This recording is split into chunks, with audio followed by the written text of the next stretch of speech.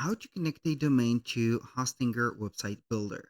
Hello guys and welcome to this new tutorial. In today's video, I'm going to show you how you can connect your own domain that you have bought or got from Namecheap, GoDaddy, or whatever hoster that you have. So the process is going to be the same for all of the providers or all the hosters, and you're going to do all the same exact process for those. So we are going to head over hostinger.com. Then we're going to select the website, click on websites. Then you are going to click on websites list. So when you are going to be here, you're going to select the website that has the current temporary domain. So for example, you're going to select this one.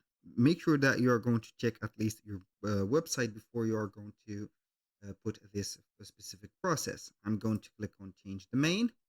Then we are going to head over here to our domain provider, and then we are going to have the domain name like that. So we are going to copy it, paste it in here, and we are going to put that this is the domain that we own. So we are going to wait for the suggestions, and we're going to click on, do you own this domain? Yes, we do. So we are going to connect it manually. Click on next, and then we are going to wait for a few seconds until we are going to have this. So the domain is going to be added. We're going to click on continue. Normally, it is not going to be that easy to have the specific or to connect the domain, but since it is going to be, let's say, linked to the domain hoster, it is going to be minimum.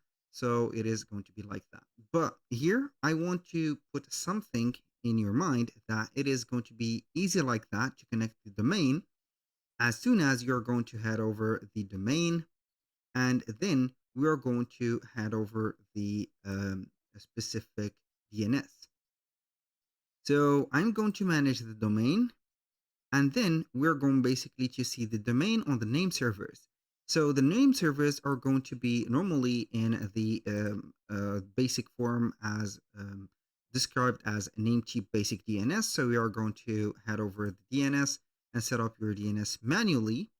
But Hostinger has thought about this, and they have made some custom DNS that you're going to put. This is the custom DNS that they are going to have the name servers for. We have ns1.dns-parking.com, ns2.dns-parking.com. And these are going to be the name servers that we're going to put. So we are going to deactivate the DNS or the advanced DNS, and it is going to be automatically connected to Hostinger. So remember, you're going to head over the domain name, and then for the domain, you're going to have here the name servers.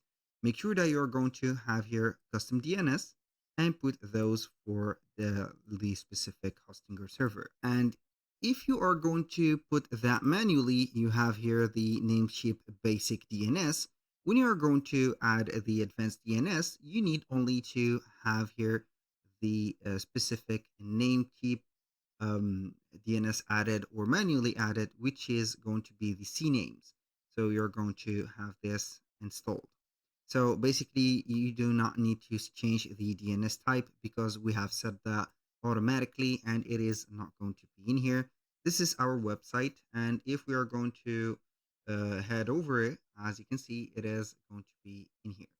Basically, that was all for today's video. Thank you guys for watching. I hope that you have enjoyed the content, and I hope to see you soon on the next